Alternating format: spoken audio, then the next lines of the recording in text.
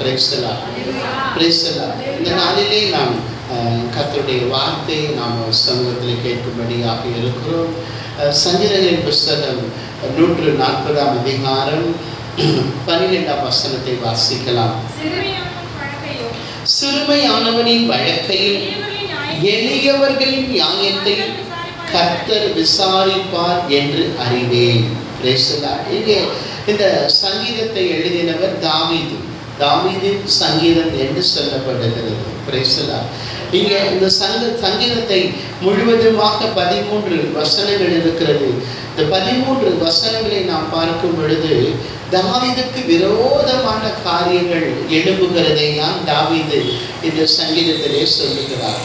கர்த்தாவே, கொள்ளாத மனுஷனுக்கு என்னை தப்புவியும், கொடுமையுள்ளவனுக்கு என்னை விலக்கி ரட்சியும் என்று பல காரியங்களை நாம் அங்கே வாசிக்கிறோம்.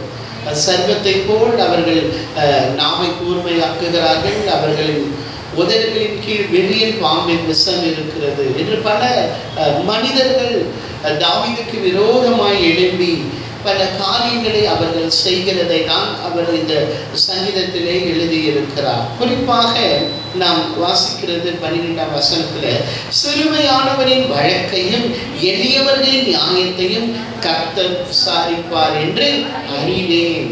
பாருங்க, தாவீதுக்கு ஒரு நிச்சயம் இருக்கிறது, ஒரு நம்பிக்கை இருக்கிறது. என்ன நிச்சயம், என்ன நம்பிக்கை என்றால், கர்த்தர் அவர் நீதியுள்ளவர் என்று, அவர் நீதி செய்கிறவர் என்று. நம் கர்த்தர் நீதி உள்ளவர், நம் கர்த்தர் நீதி செய்கிற தெய்வம். வேதம் சொல்லுகிறது, அவருடைய கண்கள் நீதிமான்கள் மேல் நோக்கமாய் இருக்கிறது. அவருடைய கண்கள் யார் மேல நோக்கமாய் இருக்கிறதா? நீதிமான்கள் மேல் நோக்கமாய் இருக்கிறது.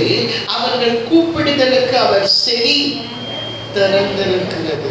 அதுதான் தான் இங்க வெளிப்படுத்தின விசேஷத்துல வாசிக்கிறோம்.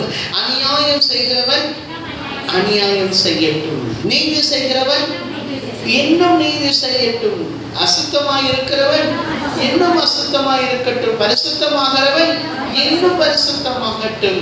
அநியாயம் செய்கிற ஜனங்கள் இந்த உலகத்திலே உண்டு. தேவனுடைய பிள்ளைகளாகிய நாம் அநியாயம் செய்கிறவர்களாய் இருக்கக்கூடாது. நீதியின் மேல் பசிதாகம் உள்ளவர்கள் பாக்கியவான்கள்.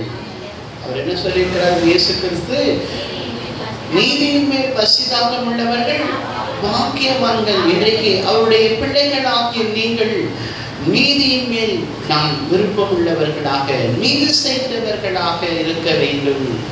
அப்படி நீங்கள் நீதி செய்து நீதியின் மேல் பிரியமுள்ளவர்களாக இருந்து உங்களுக்கு அநியாயம் நடந்தால் அதை குறித்து நீங்கள் வேதனைப்பட வேண்டாம், அங்கலாய்க்க வேண்டாம்.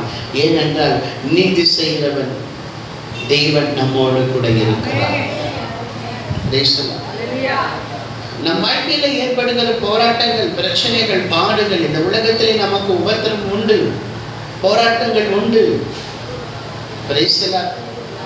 நம்முடைய போராட்டங்கள், பிரச்சனைகள், பாடுகள் உண்டு. நமக்கு விரோதமாக பல மனிதர்கள் என்ன பண்றாங்க? சத்ருவாக எழும்புகிறார்கள். உங்களுக்கு விரோதமாக பல மனிதர்கள் சத்ருவாக எழும்பலாம். உங்கள் குடும்பத்திற்கு விரோதமாக பல மனிதர்கள் சத்ருவாக எழும்பலாம். உங்கள் வாழ்க்கைக்கு விரோதமாக பல மனிதர்கள் எழும்பலாம். நீங்கள் செய்கிற தொழில், வியாபாரம், இவர்களுக்கு விரோதமாக பல மனிதர்கள் என்ன பண்ணலாம்? எழும்பலாம். அவர்கள் ஒரு கூட்டம் கூடி உங்களுக்கு விரோதமாக தந்திரமான காரியங்களையும் சூழ்ச்சிகளையும் அவர்கள் செய்து கொண்டிருக்கலாம். ஆனால் வேதம் சொல்லுகிறது, நம் தேவன் நீதி செய்கிறவர். சிறுமையானவரின் வழக்கையும் எளியவர்களின் நியாயத்தை கர்த்தர் விசாரிப்பார் என்று அறிவேன். உன் பக்கம் நியாயம் இருக்கிறது என்றால் கர்த்தர் நிச்சயமாக உனக்கு என்ன செய்வாரே? நியாயம் செய்வார், நீதி செய்வார். அவர் நீதி செய்கிற தேவன், அவர் நியாயம் செய்கிற தேவன். உனக்கு விரோதமாக, உன் குடும்பத்திற்கு விரோதமாக, உன்னுடைய தொழில், வியாபாரம், உன் ஆசீர்வாதத்திற்கு விரோதமாக பல மனிதர்கள் எழும்பி அநியாயம் செய்து கூட்டம் கூடி பல தந்திரங்களை, சூழ்ச்சிகளையும் செய்தாலும் நீ சோர்ந்து போகாதே. கர்த்தர் உன்னோடு கூட இருந்து நீதி செய்வார். உனக்கு நீதி செய்வார், உன் வாழ்க்கைக்கு நீதி செய்வார், உன் குடும்பத்திற்கு நீதி செய்வார். ஏனென்றால் அவர் நீதி செய்கிற தேவன். உன் தேவனை குறித்த ஒரு நம்பிக்கை உனக்கு இருக்க வேண்டும். நாம் ஆராதிக்கிற தேவனை குறித்து நமக்கு ஒரு நம்பிக்கை இருக்க வேண்டும். தாவீதுக்கு ஒரு நம்பிக்கை இருக்கிறது. அதைதான் அவர் விசுவாசமாக சொல்லுகிறார். சிறுமையானவரின் வழக்கையும் எளியவர்களின் நியாயத்தையும் கர்த்தர் விசாரிப்பார் என்று அறிவேன். ஒரு நிச்சயம், ஒரு நம்பிக்கை. இன்றைக்கு ஆண்டவருடைய பிள்ளைகளாகி உங்கள் வாழ்க்கையில ஆண்டவர் நீதி செய்வார், நியாயம் செய்வார் என்ற ஒரு விசுவாசம், ஒரு நம்பிக்கை உங்களுக்கு நிச்சயமாக இருக்கணும். இன்னைக்கு நிறைய மனிதர்கள் சொல்றதை நாம கேட்கிறோம், நிறைய தேவனுடைய பிள்ளைகள் சொல்றதை கேட்கிறோம். உண்மையா நடந்து என்ன இருக்குது சொல்றாங்களா இல்லையா? உண்மையா நடந்து என்ன இருக்குது? நியாயமா நடந்து என்ன இருக்குது? அநியாயம் பண்றவங்க, அநீதி செய்யறவங்க நல்லா தான் இருக்கிறாங்க. நாங்க உண்மையா நடந்து நியாயமா நடந்து என்ன இருக்குது? ஒரு பிரயோஜனமும் எங்களுக்கு இல்லை என்று பல தேவனுடைய பிள்ளைகள் சொல்றதை நாம கேட்டு இருக்கிறோம். நல்லா புரிஞ்சுக்கணும், பொய் என்னைக்குமே ரொம்ப நாள் என்ன ஆகாது, இருக்காது. உண்மைதான் என்றைக்கும் நீடித்திருக்கும்.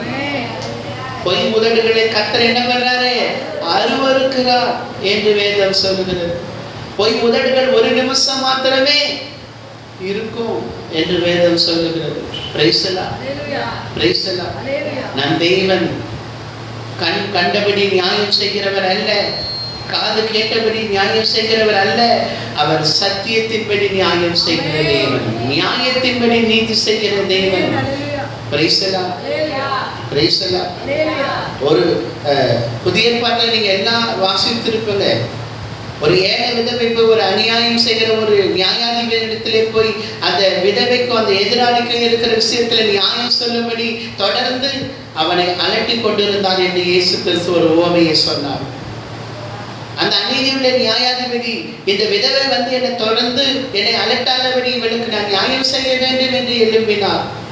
அநீதியுள்ள நியாயாதிபதியை நியாயம் செய்வார் என்றால், நீதியுள்ள நியாயாதிபதியாகிய இயேசு உன் வாழ்க்கையில நியாயம் செய்வார், உன் குடும்பத்திலே நியாயம் செய்வார், உனக்கு நீதி செய்வார், உனக்கு நியாயம் செய்வார். உன் பக்கம் நியாயம் நீதி இருக்கும் என்றால் நீதியுள்ள தேவன் உனக்கு நிச்சயம் நீதி செய்வார், நியாயம் செய்வார். அதை எப்படி செய்வார்? சீக்கிரத்திலே தேவன் உனக்கு நியாயம் செய்வார்.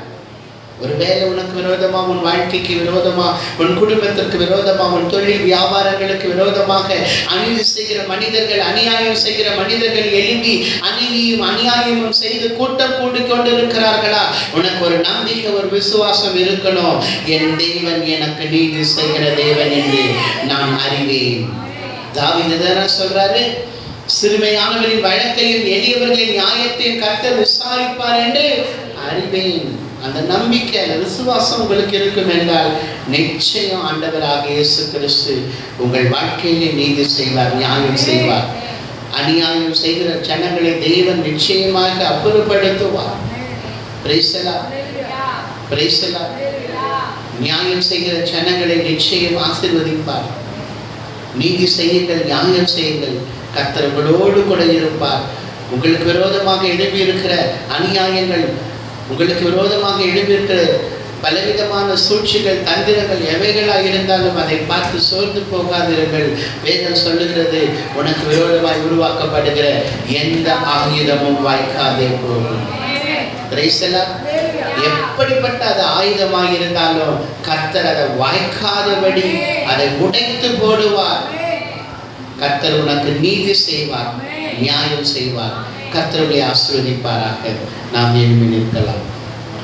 பரலோக பிதாவை உம்மை துதிக்கிறோம், உம்மை ஸ்தோத்தரிக்கிறோம், உம்முடைய நாமத்திற்கு மகிமை செலுத்துகிறோம். அப்பா, நீ நியாயம் செய்கிற தேவன், நீதி செய்கிற தேவன் என்று அறிவேன் என்ற ஒரு விசுவாச வார்த்தைகள் சங்கீதக்காரன் தாவீது சொன்னது போல இன்றைக்கு உடைய பிள்ளைகள் வாழ்க்கையிலே பல துஷ்ட மனிதர்கள், பல கொள்ளாத மனிதர்கள், சத்துருவும் எழுதி உடைய பிள்ளைகளுக்கு விரோதமாக, அவர்கள் குடும்பத்திற்கு விரோதமாக, அவர்கள் வாழ்க்கைக்கு விரோதமாக செய்கிற எல்லா தந்திரங்களும் சூழ்ச்சிகளையும் முறியடிப்பீராக. உடைய பிள்ளைகள் வாழ்க்கையில நீதி நியாயம் செய்ய ஆண்டவரே, நீதி செய்கிற தேவன் அப்பா, நீ நியாயம் செய்வீராக, அற்புதம் செய்வீராக, நன்மை செய்வீர். இயேசுவின் நாமத்தில் பிதாவே, ஆமென்.